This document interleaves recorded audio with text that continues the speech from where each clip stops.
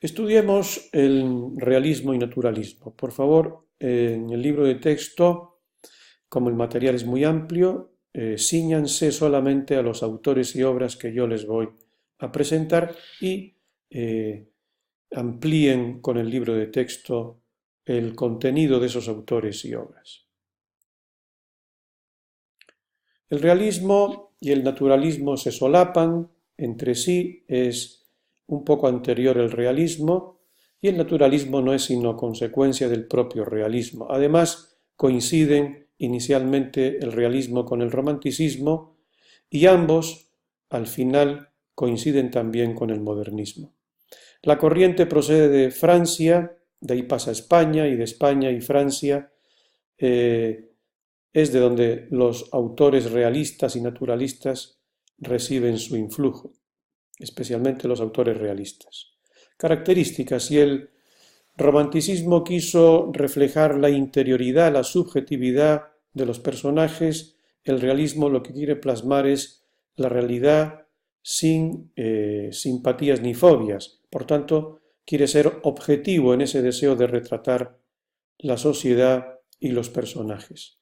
Por eso opta por lo normal, lo ordinario, los personajes y los ambientes son también de tipo promedio, abundan mucho las descripciones por ese deseo de reflejar lo real y también se desea plasmar el lenguaje auténtico de los personajes, especialmente de los de clase social baja. Vamos a ver las principales obras realistas y naturalistas. La primera obra realista en Chile y en el resto de América es Martín Rivas, que fue escrita por Blest Gana. Fíjense la fecha de publicación, 1862, cuando todavía el romanticismo no había concluido. Por eso se considera que Blest Gana es el padre de la novela realista chilena y latinoamericana.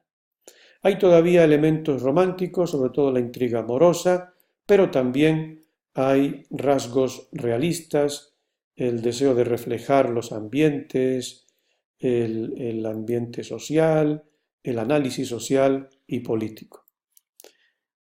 En México no vamos a hablar de una sola novela, sino de una tetralogía, un conjunto de 4 novelas, una serie novelesca, pero que en el fondo son como una gran novela porque hay continuidad entre ellas, argumental y también de personajes, por lo menos de los personajes protagonistas, que son Juanito Quiñones y Mateo Cabezudo.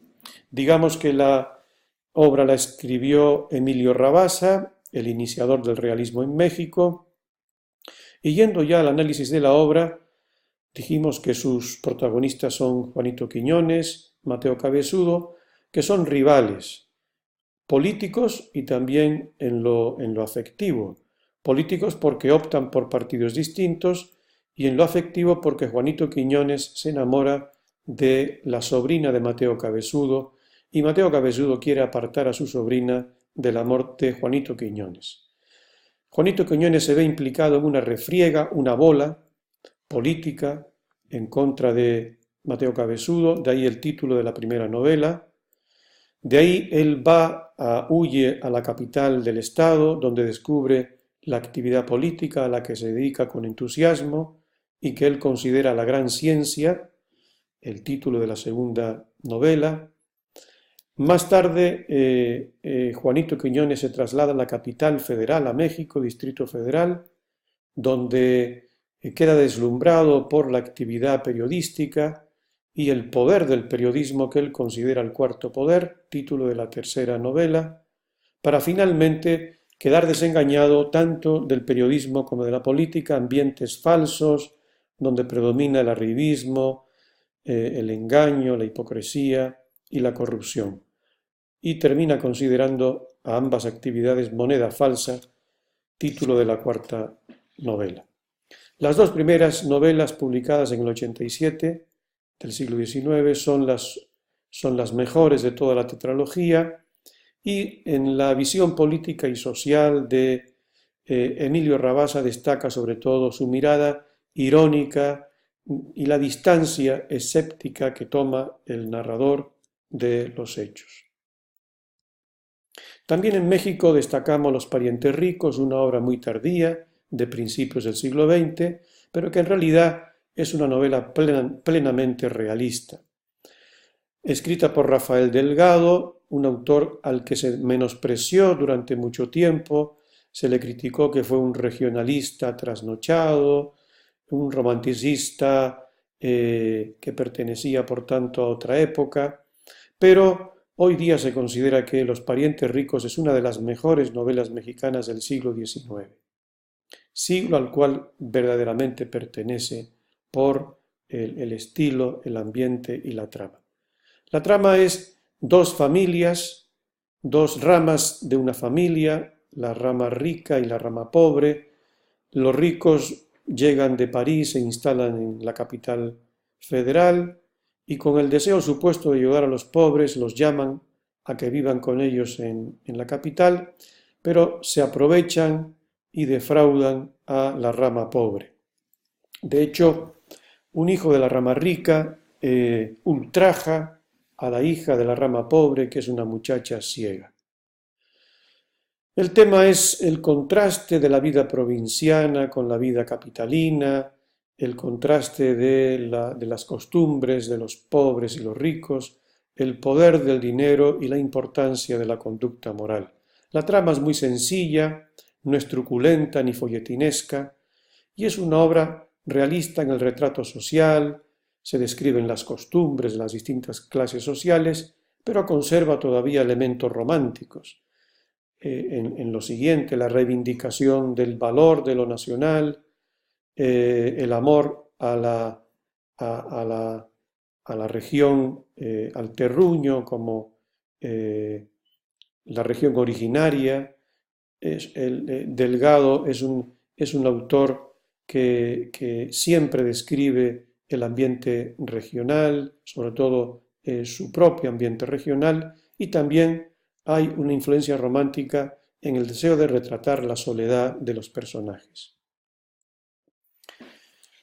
En Colombia destacamos como novela realista La Marquesa de Yolombó, muy tardía, se publicó por entregas en 1926 y como libro en 1928, su autor Tomás Carrasquilla. A Tomás Carrasquilla se le considera precursor de la novela regionalista del siglo XX en Latinoamérica y todas sus novelas transcurren en Antioquia, de donde él era originario.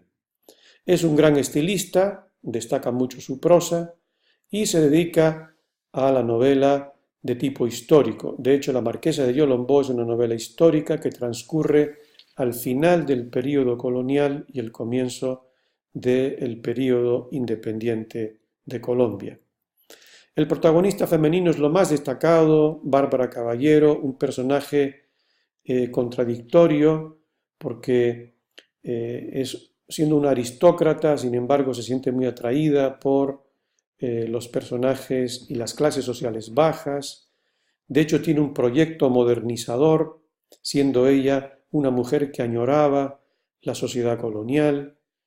Siendo aristócrata, se siente atraída por el trabajo, incluso por el trabajo manual, entra en la mina de su padre, ella misma se convierte en gestora de una mina, estudia, crea escuelas para combatir el analfabetismo, es rica, monárquica, en una sociedad ya independiente, pero se casa con un hombre que la estafa y entre el fraude de su marido y el dispendio que ella misma hace de su fortuna, termina empobrecida y enloquece al final.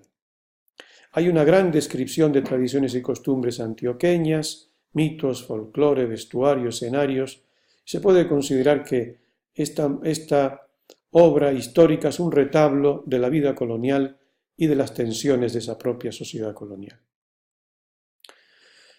Vamos con el naturalismo, surge en Francia con Solá y en Latinoamérica se desarrolla en las dos últimas décadas del siglo XIX y comienzos del XX.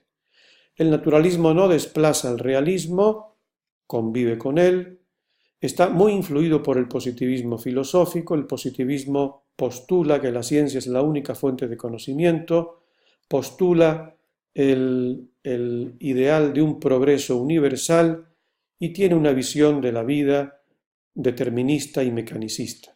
Influyó mucho en México, Argentina y Brasil. De hecho, en la bandera brasileña está el lema positivista, orden y progreso. Características. El naturalismo aplica el método experimental de la ciencia a la literatura. De hecho, las novelas naturalistas son como estudios de los comportamientos individuales en la sociedad.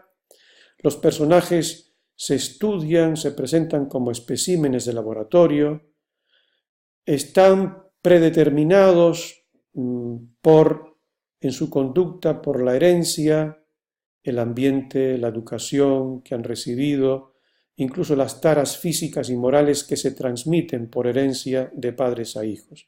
Vean la influencia del positivismo. Se interesa mucho por lo anómalo, lo patológico, los ambientes sórdidos. De hecho, los temas preferidos surgen en esos ambientes: el alcoholismo, la prostitución, el juego, el afán del lucro por el juego, la miseria, la pobreza. De todas maneras, el naturalismo latinoamericano suavizó los aspectos más escabrosos del naturalismo europeo, especialmente el francés. Estudiamos solamente una obra novelística del naturalismo. La gran obra del naturalismo hispanoamericano y mexicano es Santa, de Federico Gamboa, que fue el jefe del naturalismo mexicano. Gamboa fue porfirista en política. El naturalismo mexicano coincide con el período del porfiriato. En política, Porfirio Díaz fue un dictador y Gamboa fue parte en distintos periodos, ocupó distintos puestos en el gobierno de Porfirio Díaz. Hablemos de Santa, una de las novelas más famosas de la literatura mexicana, y su heroína, que se llamaba Santa, es una de los grandes personajes femeninos de nuestra literatura. La protagonista es una joven campesina que es engañada y abusada por un oficial militar. Su familia la repudia por ese motivo. Ella se ve forzada a ir a la capital federal, a México. No tiene dónde ir y se ve empujada a la prostitución. Al principio ejerce ese oficio tímidamente, luego de algún modo se ve halagada porque se convierte en la prostituta de mayor aceptación en el prostíbulo, se ve atraída por las fiestas, el dinero, esa falsa alegría de esos ambientes, pero poco a poco se va describiendo su declive como persona y como personaje. Va enfermando, va decayendo y termina completamente sola y destruida en una desgracia total. La novela termina con la situación de abandono, enfermedad y muerte de Santa. Santa fue una novela que gozó de un grandísimo éxito. Como podríamos decir, que es una de las novelas que anticipa el fenómeno de los grandes éxitos editoriales. Se dice que a la muerte de Federico Gamboa, él había vendido 60.000 ejemplares de esta novela, una cifra inusitada en su época. Nos puede parecer una cifra exigua en este momento, pero en aquella época rompió todo tipo de marcas editoriales y sin duda alguna es una de las grandes novelas de la literatura realista hispanoamericana. Como reflejo de este gran éxito podemos mencionar que fue llevada al cine, apareció en telenovelas, aparecieron también canciones que tenían como motivo a la heroína de Santa. En definitiva, el teatro también, hubo adaptaciones al teatro. En definitiva, es uno de los grandes temas y grandes novelas de nuestra literatura. Con esto terminamos la presentación del realismo y naturalismo. Les pido, por tanto, que se ciñan, insisto, a los autores y obras que yo he mencionado y amplíenlos por el libro de texto. Nada más.